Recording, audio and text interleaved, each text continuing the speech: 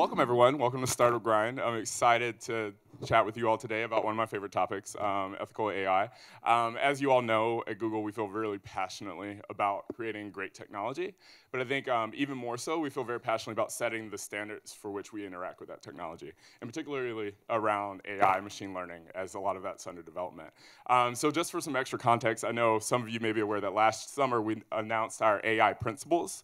So there's 7 of those AI principles. I'm going to cheat and read them for you because I don't have them memorized yet. They're new, so forgive me. But the first one is be socially beneficial. The second one is avoid creating or reinforcing unfair bias. The third one is be built and tested for safety. The fourth one is be accountable to people. The fifth one is incorporate privacy design principles.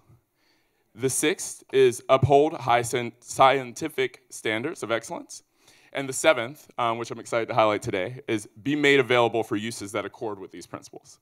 So with that, we have a panel today of 2 startups, members of those startups, that are leveraging cloud technology for social good and social enterprises. So with that, I'm going to ask each of our speakers to introduce themselves, the organizations that they represent, and why this topic is close to home for you. Do you want to go first? Sure. So pleasure to be here. My name is Nathana Sharma, and I'm our General Counsel at Labelbox. I've been with Labelbox from the beginning when we started in a living room.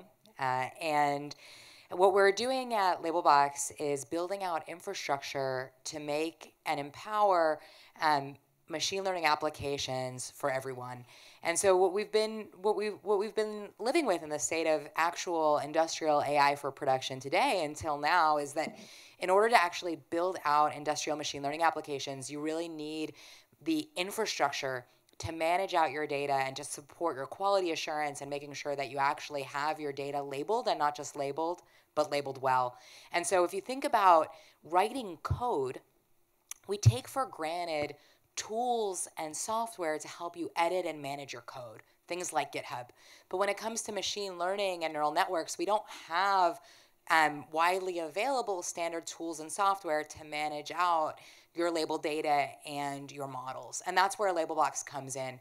And so instead of going through the expensive and distracting process of building out infrastructure for machine learning, for your data science, and for your models, and particularly for making sure that your data gets labeled well, you can now have that infrastructure as a service with Labelbox.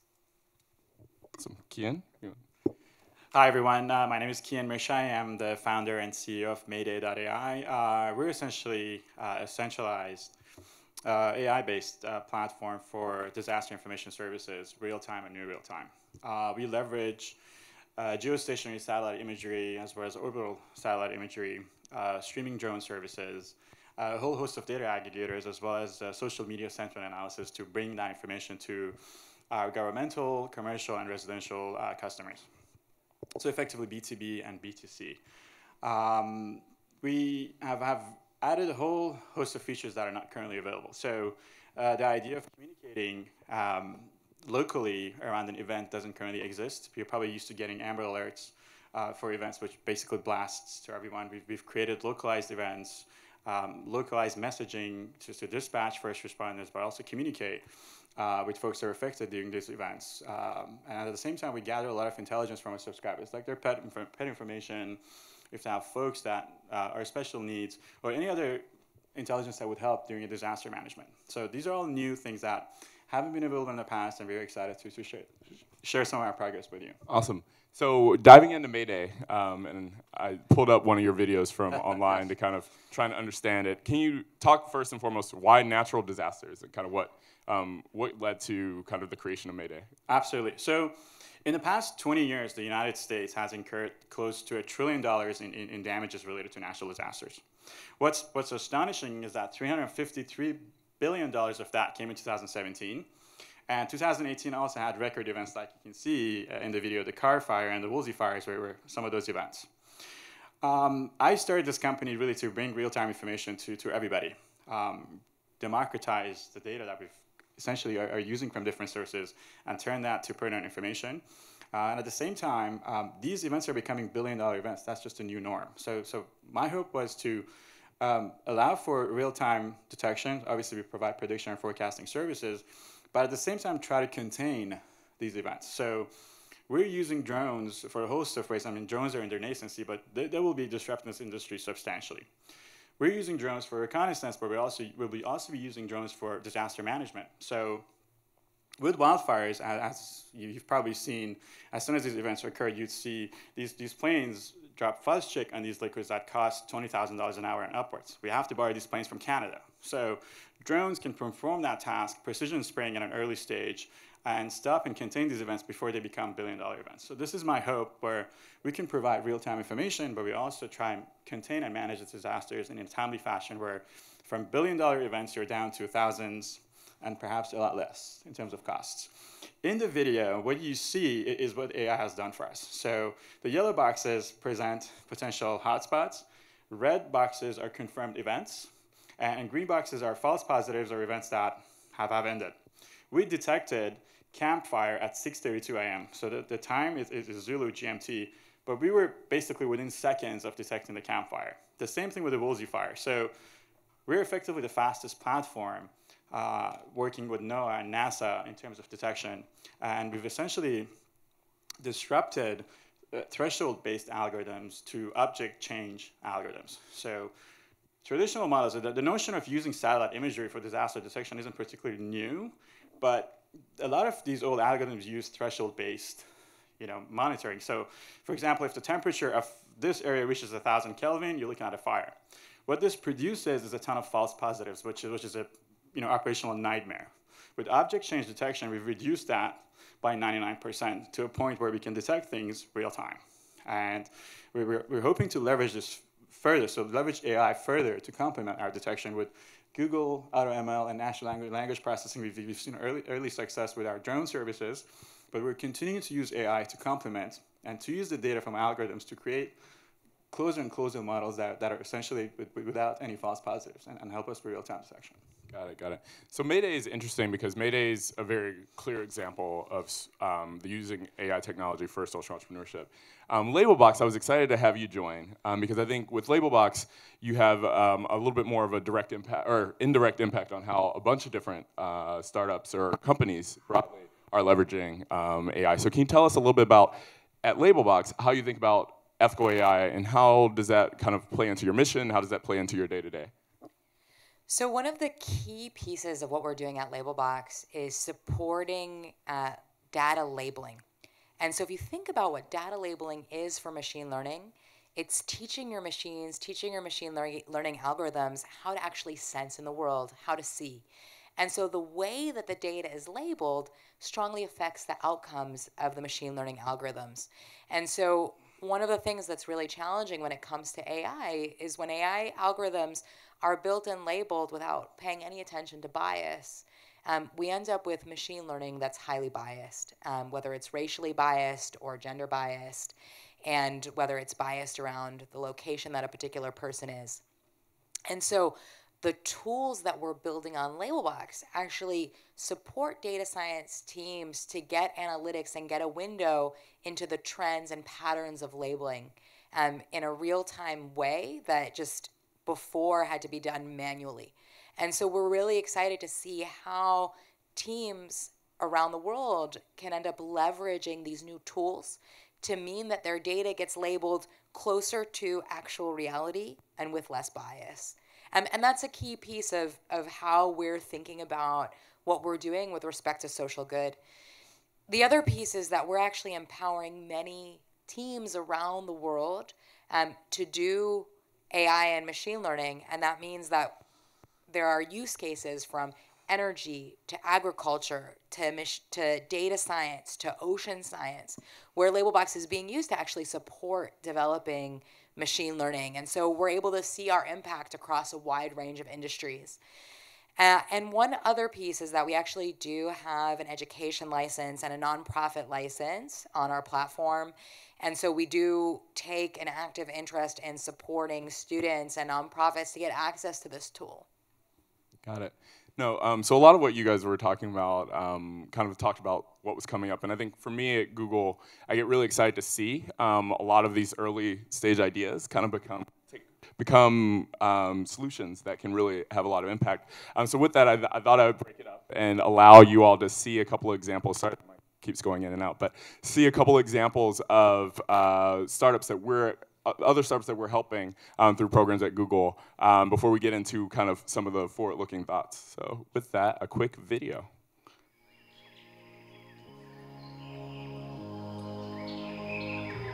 The main challenges facing wildlife today is habitat loss, climate change, and threats from the illegal wildlife trade. ZSL's mission is to create a world where wildlife thrives. We work in over 50 countries around the world where we empower and inform people to help stop wild animals going extinct. We have been working with Google to look at how we can use Cloud AutoML to really make a difference. We use camera traps to monitor the state of the planet. They are tiny little digital cameras hooked up to a little motion sensor, basically. So when an animal walks past, they snap a little photo, which you can then retrieve at a later time. As well as telling you about how abundant different species are, it can also offer behavioral insights as well. One camera trap study generates hundreds of thousands of images. So over 6 months, you might get 500,000 images that you need to sort through and analyze. You've got to go through every single image. You've got to label them, the time, the date, what it contained, which camera it was. At the moment, it takes months.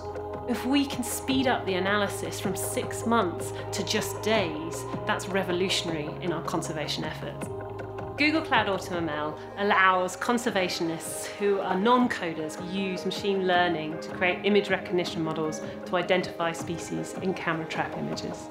These are images that I have labelled, and they're going to teach the AutoML algorithm what different species look like.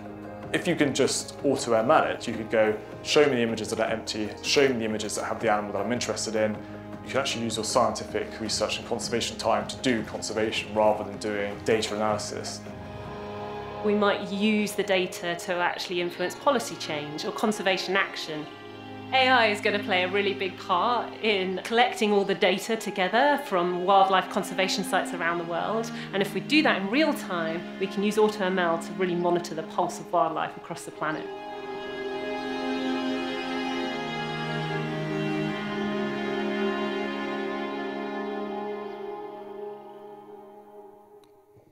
So looking forward, AutoML is one that we talked about previously, Kian. I know in one of our side conversations, it's something that we're both really excited about and what the technology allows us to really do with data. You saw that example of all of the labeling that would have previously been done manually, that now that they're able to leverage for their solution. So looking forward for both of you, kind of what's on the horizon?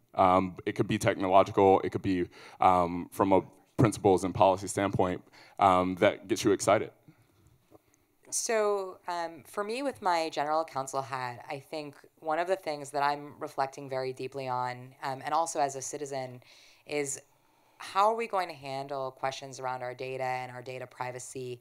You know, we can see that with the rise of Project Sesame in China, there's a way in which the increase of the use of machine learning and data science can actually support authoritarianism and support state control over a populace. And so I really want to see us use data science and machine learning for good and to empower people to create new kinds of positive tools like being able to identify wildlife.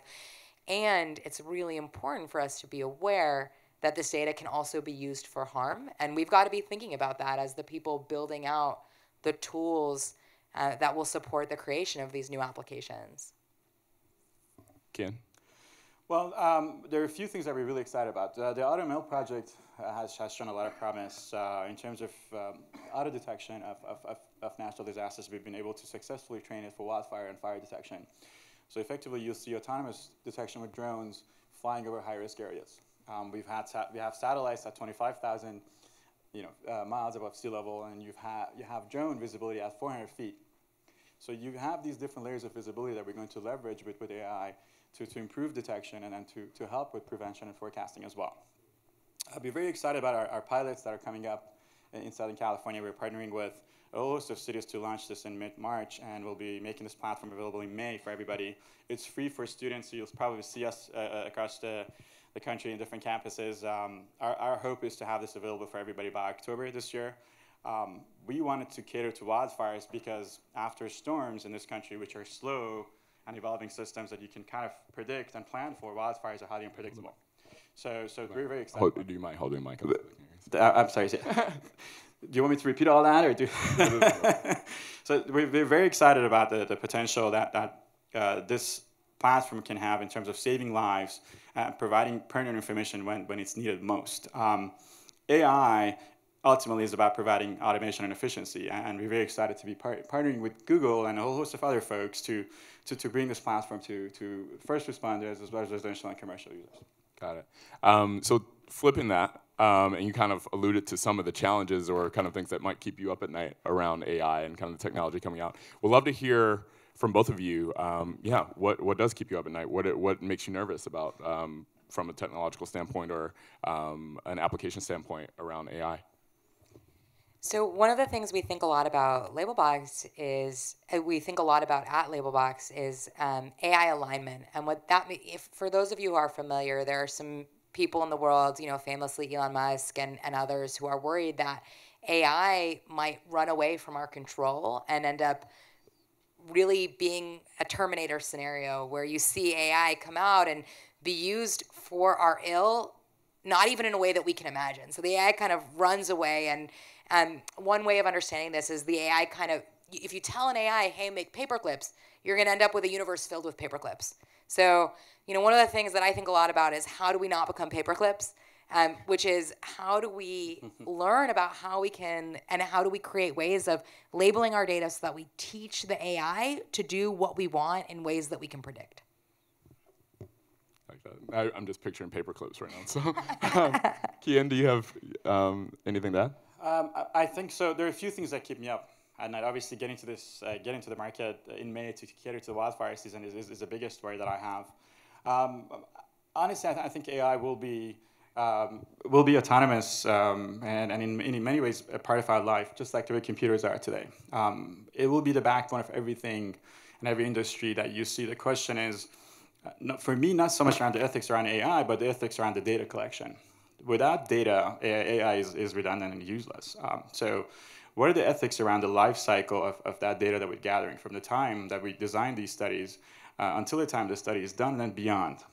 Those are the ethical layers that I'm concerned about, because as we're going through this industry, some folks are kind of running away with these technologies and coming up with these great possibilities without really thinking about the bigger impact. And typically technology leads laws and regulations. So I think it would really help with big companies like Google's of the world, Amazon's of the world, to create these frameworks for companies like Mayday or other innovative companies to come in and adhere to these frameworks, and then for the governments to try to somehow maintain these. So a good parallel would be the nuclear technology. You've seen how nuclear technology has transformed so many industries and how we produce power, but at the same time it's been used for major devastation. So the notion of AI sits with every individual, but it also sits at different layers with companies and the government. And that's some of the things that I'm very excited about, but at the same time I'm very concerned about who is managing and who's holding the right folks accountable. Yeah, and I think that's what made me so excited about the AI principles last summer. I will say that I want to do a quick plug as we're running on time. For those of you that are really passionate about the use of AI and machine learning for social entrepreneurship or just social good causes, the 3 programs I would encourage you to look at that we're kind of promoting here at Google. One is our Data for Good and Data Solutions for Good. That's a way for early stage ideas to get access to Google Cloud credits, get access to mentorship for specific solutions. Another that we recently launched is our AI for Good accelerator in partnership with Google.org and the Launchpad Accelerator team, where social entrepreneurs can be a part of this accelerator program and kind of work with other social entrepreneurs and also get mentorship. And then the last one, which I'll show you a quick plug, one last video for, I promise, is something we just announced, was that last week? 2 weeks ago at Davos. It's called our Circular Economy 2030. So I'll show you a quick video on that. And with that, we'll go into questions after that.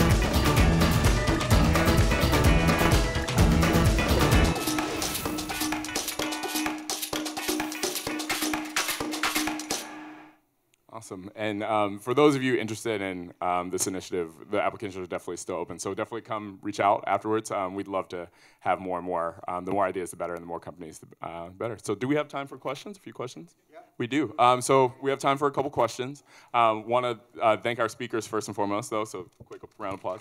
Thank you for joining me. And yeah, any questions that we have? There's one right there. There's a big box that's going to fly around, so. Oh, whoa. Hi, my name is Precious Price. I had a question regarding Labelbox, just simply because that is an absolutely amazing, like there's a need for it. I actually wrote a paper on managing bias in artificial intelligence, and when I did my research, there wasn't a lot of people who really realized that there was bias in artificial intelligence. So my question is, how did the idea of Labelbox even come about? Like you said, you were in your living room, or it was in a living room, but how did that conversation go? What happened for that to come? So thank you for the question. Just to clarify, Labelbox is there to help support the quality of data labeling. And one byproduct of that is that it can be used to limit bias. So the way that Labelbox came about was that in order to have quality machine learning in industry applications, you actually need the data to be labeled well. And if the data isn't mapping reality, your applications won't work. And so Manu Sharma, our CEO, was leading the development of machine learning applications at companies called Drone Deploy and Planet that were doing a great deal of machine learning and having to build their own internal tools. And so he realized that if you made these tools available as a SaaS service, more people could build out great machine learning. To more widely raise awareness that there is bias in data labeling, that's a whole project that we at Labelbox support, but it's going to be much, much bigger than us. Two more questions? One right there. Box is coming around. There you go. Thank you. My name is Jonathan. I have a question for both of you, since you both been a part of your ventures early on, even in different roles. What's been the most impactful lesson that you've learned for yourself personally? You want to go first? Sure. So at Labelbox, it's unusual to have some pretty intensive legal support from the beginning. And one thing I will say is for entrepreneurs out there, even if you don't necessarily have full-fledged legal support, get it earlier rather than later.